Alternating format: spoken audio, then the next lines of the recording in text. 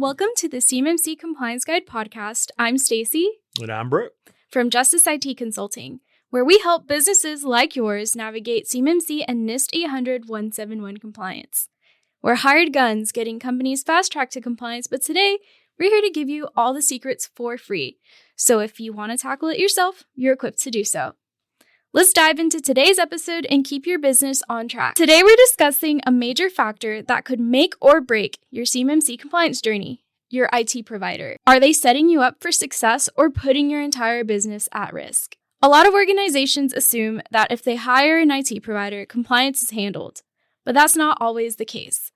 Today, we'll break down why your IT provider plays a critical role in your assessment and how to ensure they're an asset rather than a liability. Most companies don't realize that their IT provider is actually a part of their CMMC assessment. Brooke, can you help break this down? Yeah, absolutely. When you go through an assessment, anything that an IT provider does in securing any of your FCI or CUI or helping you do that, as well as any dealing with any CUI like backups, maybe stuff like that, then they're going to be in scope, and so they're going to be part of that assessment, whether they like it or not, and whether you like it or not.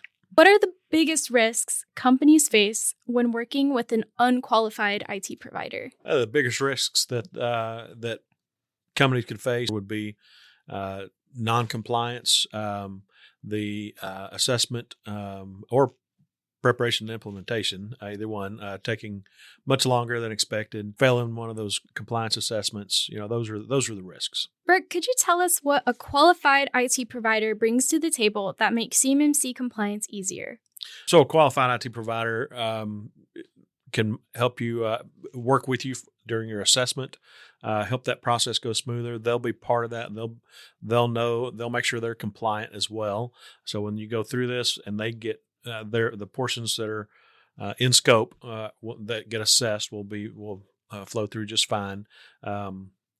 It should make the whole process easier. Could you tell us what should companies look for when choosing an IT provider? When you're looking for an IT provider, look for one of the things you look for is certifications, CCA, CCP.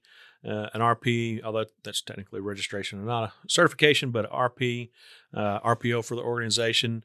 And to step back a little bit, just in case y'all don't know what all the acronyms stand for, CCA is a CMMC Certified Assessor, which probably fewer straight IT providers are going to have, because that's a little bit of a high bar, and if you're not doing assessments, you probably don't necessarily want to go through that.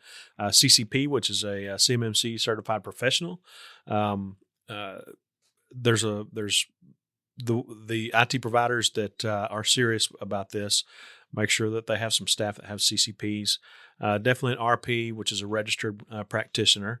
That, believe it or not, actually that's a pretty low bar. I would not put a lot of stock in somebody that just has their RP, and it's okay if they don't have anything else, but if they just have their RP, then you've got to check other things as well. But RP is registered practitioner. RPO is for the organization. So for the IT provider, it's a registered practitioner organization. The other thing that would be good when you're looking for an IT provider is one that has some relationships, or however you want to phrase it, but relationships, or has met C3PAOs and assessors, CCAs. They're going to be doing the assessing, because it really, really helps to know how the assessments are going to go, and not just how, me as an IT guy thinks this control should be put in place. So it really helps out a lot. So for the business owners that are trying to pick the right IT provider, what are the must-ask questions that they should ask when they're vetting out providers? You or any of your staff have any certifications, CCP, CCA, RPs or RPO. Your organization would be an RPO. Do you have any vetted relationships with any C3PAOs? Have you gone through any of these assessments already? There's not going to be very many that have, but that would be a good question to ask. At least at this point, there's not going to be that many that have. You keep up with, do you attend the town halls? The CMMC, the Cyber AB town halls, do you attend those? That is a key place to get lots of great information and get it in a good structured format rather than just trying to read through, tons and tons of documentation. You offer compliance-focused, CMMC compliance-focused solutions. And again, I talked about other compliance solutions. Other compliance solutions don't necessarily fit in the CMMC space. So it's good to ask, if they have CMMC compliance focused solutions or just general good cybersecurity that could but won't necessarily fit. If a provider stumbles on those questions, should that be considered a deal breaker? Should. If they stumble on any one of them, maybe not necessarily, but if they can't answer all those questions or most of those questions, that probably is a red flag. They don't have it all worked out yet. Earlier, we talked about credentials like CCP, RP, and RPO. What do these actually mean for businesses choosing an IT provider? So those certifications really indicate an IT provider's depth of knowledge about the CMMC, and about NIST 800-171 and the whole CMMC ecosystem, really. Starting at the bottom would be the RP. They have some knowledge. CCPs have a good deal of knowledge. CCAs would have plenty of knowledge. Again, the CCAs, for a straight IT provider, there's going to be very few of those that actually have CCAs on staff because most of those are going to be doing assessments. So, but those certifications and being an RP and RPO, those certifications and registrations would mean that they have taken the time to go through the process, learn quite a bit, and try to stay up in the ecosystem, CMMC ecosystem.